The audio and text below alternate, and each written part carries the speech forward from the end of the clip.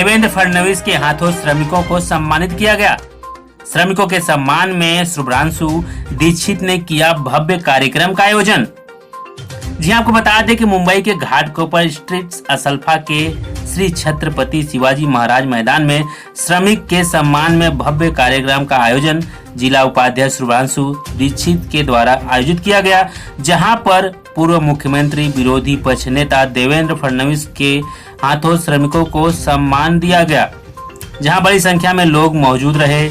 इस दौरान शुभ्रांशु दीक्षित ने देवेंद्र फडणवीस को शाल और भगवान श्री कृष्ण की मूर्ति देकर सम्मानित किया। कार्यक्रम के दौरान खासदार पूनम महाजन, अध्यक्ष मंगल प्रभात लोढ़ा और पदाधिकारी और बीजेपी कार्यकर्ता मौजूद रहे। कार्यक्रम के दौरान देवेंद्र फडणवीस ने शुभ्रांशु दीक्षित का धन्यवाद किया इस कार्यक्रम के आयोजन करने के लिए। इस दौरान और क्या कुछ कहना था, देखिए इस खास रिपोर्ट में।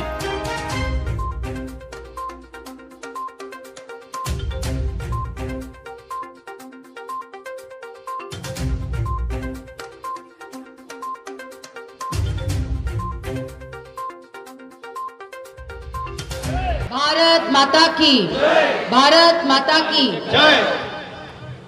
मंच पे उपस्थित हम सबके लाडले तो हैं मेरे बड़े भाई, और महाराष्ट्र का जब मुख्यमंत्री पद मिला तो घर पे बैठ के नहीं तो गली गली गांव गांव जाके जनता का उद्धार करने वाले और सबके प्यारे आदरणीय श्री देवेंद्र फडणवीस जी। आज हमने सेवा और समर्पण का उदाहरण तो हर कोई देता है, काम भी करता है, लेकिन इतनी बड़ी संख्या में हर वक्त कभी भी शुभ्रांशु का कार्यक्रम हो तो जनता उसको हर वक्त ऐसी ही संख्या में प्यार आशीर्वाद देती है। ऐसे हमारे सबके प्यारे छोटे भाई शुभ्रांशु दीक्षित जी, बात सच कही है, कभी रुके नहीं, कभी थमे नहीं, हर वक्त सतत जब से भारतीय जनता पार्टी से जुड़े हुए हैं उन्होंने जनता के लिए काम किया है। और मेरे चुनाव क्षेत्र में मेरी ताकत है शुभ्रांशु जी, इसलिए सबसे पहले शुभ्रांशु जी को मन से बहुत बहुत धन्यवाद। श्रमिकों का सम्मान मुझे बड़ा अच्छा लगा। श्रमिकों का सम्मान नेता करते रहते होंगे, मुझे लगता नहीं कि कोई इतने बड़े नेता ने, प्रधानमंत्री हमारे प्यारे नरेंद्र मोदी जी ने श्रमिकों को अपना समझा और आज आदरणीय देवेंद्र फडणवीस जी ने उनका सम्मान जैसे किया, ये बहुत बड़ी बात है। शुभ्रांशु तो हर किसी के पैर छू रहा था, आशीर्वाद ले रहा था। यही संस्कार और यही विचार लेके भारतीय जनता पार्टी आगे बढ़ रही है। और इस पे ही मैं कहना चाहती हूं, जो पानी से नहाता है वो सिर्फ लिबास बदलता है। पानी से नहा के हम साफ होते और लिबास बदलते हैं, लेकिन जो मेहनत के पसीने से नहाता है वो देश का इतिहास बदलता है। ऐसे श्रमिक हमारी देश की ताकत है। और उन श्रमिकों का सम्मान करना ये कोई हमारे लिए राजनीतिक कार्यक्रम नहीं है, ये हमारे लिए आशीर्वाद बटोरना और उनकी ताकत से आगे बढ़ना और भारत के उत्थान के लिए हम सब साथ में हैं, ये साथ का भाव दिखाना बहुत जरूरी है। जब हम किसानों को देखते हैं तो हम अपने किसानों को देख के कहते हैं कि हमारे अन्नदाता हैं, हमें अन्न देते हैं, इसलिए हम पौष्टिक आहार खा के हम जिंदा रहते हैं और आगे बढ़ते हैं। लेकिन जब कोई श्रमिक काम करता है तो हम उनको श्रमिक कहते हैं। तो आज मैं कहती हूँ, जैसे किसान अन्नदाता होता है तो श्रमिक श्रमदाता होता है, जो अपने श्रम को देता है और हमारे पूरे जो काम है वो पूरा करता है। आज यहाँ पे हम पहुँचे हैं, खड़े हैं, हर कोई श्रम से पहुँचा है। मैं ज़्यादा गाड़ी नहीं चला सकती, लेकिन मेरे साथ मेरे वाहन चालक हैं, वो भी मेरे श्रमदाता हैं। जो मैंने चप्पल कुर्ला में राजेश फुलवारिया के वार्ड में बनती है, ये पूरे विश्व में बहुत फेमस है, ये भी मेरा भारत का श्रमदाता है। यहाँ पे बनी हुई कुर्सी जिसपे हम राजनीतिक कुर्सी का खेल करते हैं, वो भी हमारा कारपेंटर बंधु हमारा श्रमदाता है। मानव की हर जीवन शैली में सहयोग हर श्रमदाता का है। जिस रास्ते से आप चल के आते हैं उसमें रास्ते में जो दिहाड़ी में काम करने का मजदूर, वो भी श्रमदाता है। ब्रिज चलती है, रास्ते चलते हैं, स्टेज चला है, कुर्सी पे हम बैठ के हमारी कुर्सी की ताकत दिखा रहे हैं, लेकिन उसके पीछे कौन है? श्रमदाता। श्रमदाता एक कौशल्य का निर्माता है। जैसे हाथों से संगीत कलाकार जब हाथों से कोई इंस्ट्रूमेंट बजाता है तो उससे मधुर धुन निकलती है, वैसे ही श्रमदाता अपने हाथों के कौशल्य से कुछ बनाता है तो भारत में कुछ न कुछ निर्माण होता है। ऐसा वो श्रमदाता, जैसे आदरणीय देवेंद्र जी खड़े हैं, सत्य के लिए लड़ रहे हैं। सत्य का मार्ग बहुत ही कठिन है, लेकिन सत्य के लिए वो लड़ते जाएंगे। भारतीय जनता पार्टी का कार्यकर्ता, प्रधानमंत्री जी ने लाल किले से हर बच्चे बूढ़ों को सबको कहा कि जब तक मन, शरीर और हमारी जमीन साफ नहीं होगी तो हम कुछ नहीं कर पाएंगे। विदेशों की पूरे शहरों को हम कहते वाह इतना शहर सुंदर है, साफ है, ये शहर सुंदर है, साफ है, लेकिन जब तक हम खुद साफ सफाई नहीं रखेंगे तब तक कुछ नहीं हो सकता। तो उसके साथ स्वच्छमेव जयते का भी नारा आया कि स्वच्छमेव जयते के रूप से हम स्वच्छता की पूरी अपनी परंपरा आगे बढ़ाएं। और उसके बाद आदरणीय प्रधानमंत्री जी ने हमारे श्रमिक बंधुओं के लिए, हमारे श्रमदाताओं के लिए ये कहा श्रममेव जयते, क्योंकि जो श्रमदाता काम करता है तो ही हमारी जय होती है। ऐसे भारतवर्ष की ताकत माता की, भारत माता की, छत्रपति शिवाजी महाराज की जय, जय भवानी, जय शिवाजी। हिंदवी स्वराज्याचे सरसंस्थापक छत्रपती शिवाजी महाराज यांना मानाचा मुजरा करतो। भारतीय राज्यघटनेचे शिल्पकार भारतरत्न डॉक्टर बाबासाहेब आंबेडकर यांना मानवंदना अर्पित करतो। ज्यांनी हा कार्यक्रम आयोजित केला ते आपल्या सर्वांचे लाडके शुभ्रांशू दीक्षित, ज्यांच्या अतिशय सुंदर अशा हनुमान चालिसाचं आपण विमोचन केलं त्या जान्हवी प्रभू अरोरा, मंचावर उपस्थित सर्व सन्माननीय पदाधिकारी आणि उपस्थित सर्व माता भगिनी आणि बंधूंनो, खरं म्हणजे आज एक अतिशय चांगला कार्यक्रम शुभ्रांशूने या ठिकाणी आयोजित केला। श्रमिक सम्मान सोहळा। शुभ्रांशु जी, मैं सोच रहा था कि आपने श्रमिकों का सम्मान क्यों रखा, वो कौन सी प्रेरणा थी जिसके कारण आपने श्रमिकों का सम्मान किया। और अण्णा भाऊ साठे हमेशा ये कहते थे, क्योंकि हमने तो पुराणों में पढ़ा है कि जो हमारी पृथ्वी है ये शेषनाग के सिर पर रखी हुई है, लेकिन अण्णा भाऊ साठे कहते थे कि पृथ्वी शेषनाग के सिर पर नहीं है, वो तो श्रमिकों के हथेली पर रखी हुई है, और इसीलिए ये पृथ्वी श्रमिकों के भरोसे चलने वाली पृथ्वी है। लेकिन फिर भी ये प्रेरणा कहां से आई? मैं ऐसा मानता हूं कि इस देश के अंदर श्रमिकों के लिए बोलने वाले कई नेता हमने देखे, श्रमिकों के सम्मान में कसीदे पढ़ने वाले कई प्रधानमंत्री हमने देखे, कई लोग अपने भाषणों में श्रमिकों के सम्मान की बात करते थे।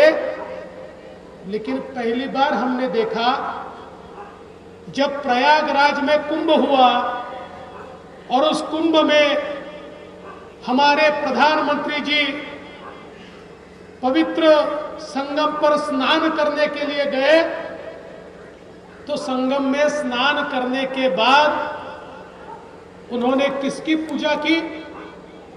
वहां पर काम करने वाले जो सफाई कर्मी थे उन सफाई कर्मियों को बिठाकर उनके पांव धोकर उनकी पूजा प्रधानमंत्री नरेंद्र मोदी जी ने की।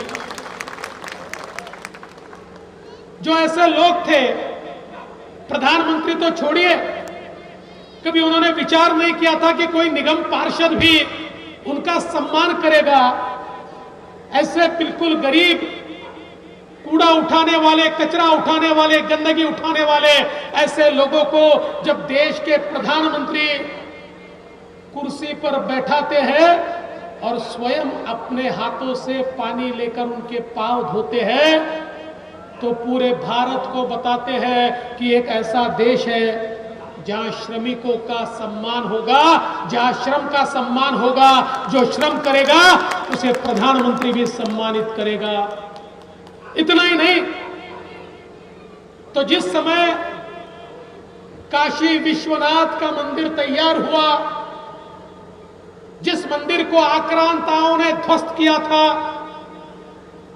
और जिस मंदिर की आस्था को क्षति पहुंचाने का काम हुआ था, उस मंदिर को फिर से हमारे मोदी जी ने निर्मित किया।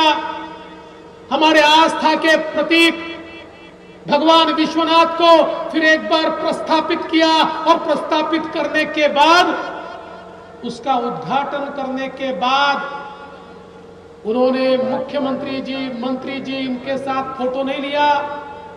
प्रधानमंत्री जी ने कहा, जिन मजदूरों ने, श्रमिकों ने इस मंदिर का निर्माण किया, जिन्होंने ईंट से ईंट लगाई, जिन्होंने पत्थर पर पत्थर रखा, जिन्होंने यहाँ पर यह सारा मंदिर खड़ा किया, ऐसे सारे मजदूरों को लाओ और सारे मजदूरों को बैठाया और उनके साथ देश के प्रधानमंत्री ने फोटो खिंचवाया और उन सारे मजदूरों का उन्होंने आभार व्यक्त किया।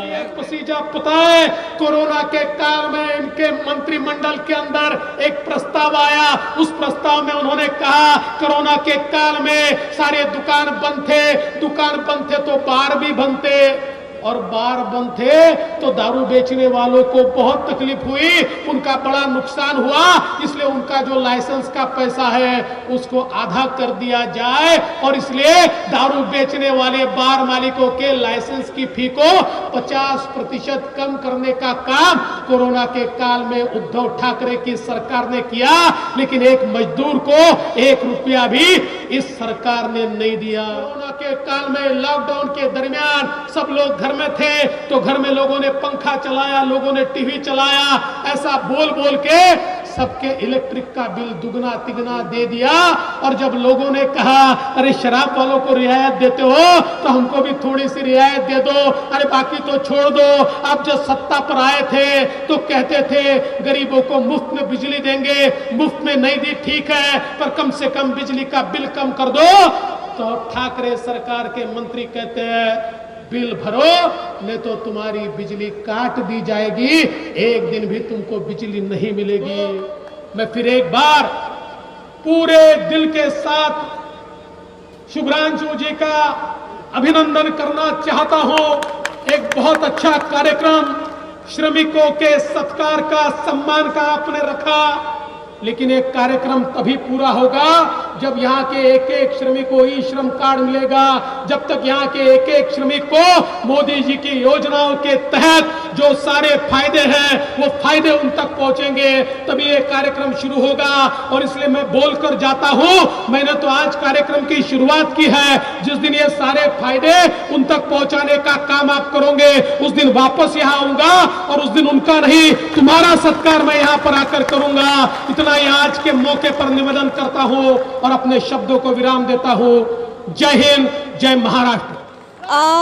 ये एक बहुत बड़ी, बहुत सुंदर सोच है शुभ्रांशु जी की कि क्योंकि हम सब श्रमिकों के बिना, श्रमिक बांधवों के बिना हम कुछ भी नहीं है, और वो सबसे बड़े हैं, उनके सामने उनका सम्मान करना सबसे बड़ी बात है। और ये सोच ही कितनी सुंदर है कि श्रमिक बंधु भगिनियों के लिए सम्मान का ये प्लेटफॉर्म क्रिएट करना। और मैं बहुत खुश नसीब हूँ कि यहाँ पे हनुमान चालीसा का विमोचन।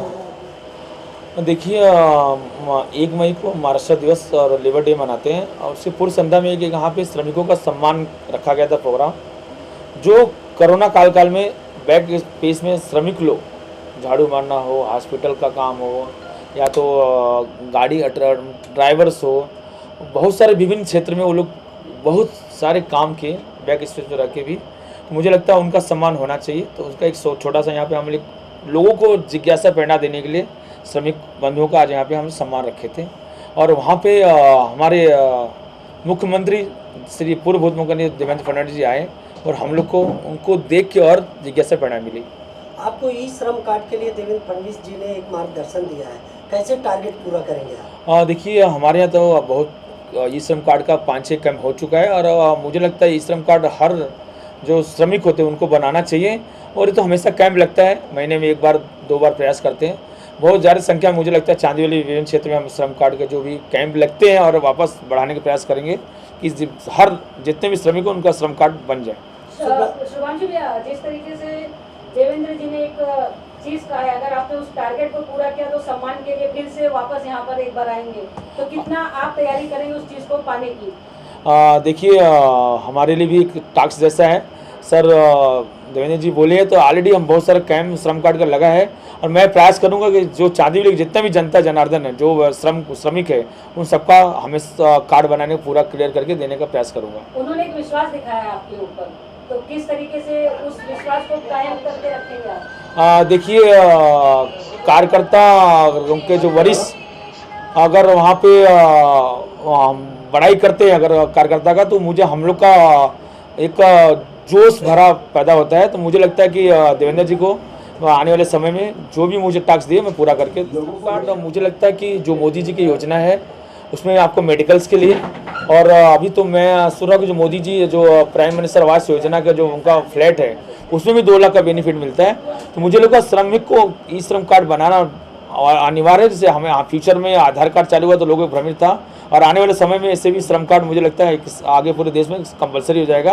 तो आप लोग ज़्यादा से ज़्यादा संख्या में ई श्रम कार्ड का लाभ लीजिए। शुभ्रांशु जी, आपका कार्य जो है कोरोना काल में आपने काफ़ी मदद किया, राशन से हो, दवा से हो, हर चीज़ से, स्वच्छता से हो, सड़क का कार्य हो, हर जगह आपने अपने आप को साबित किया बीजेपी में 8-10 साल में। लेकिन ऐसा क्या है कि देवेंद्र फडणवीस जी को बोलना पड़ा कि जो भी शिवसेना का या ठाकरे सरकार का कोई व्यक्ति आपको रोकता है कार्य करने से, अच्छे कार्य करने से, हम उसको देख लेंगे, ये कैसा शब्द रहा है?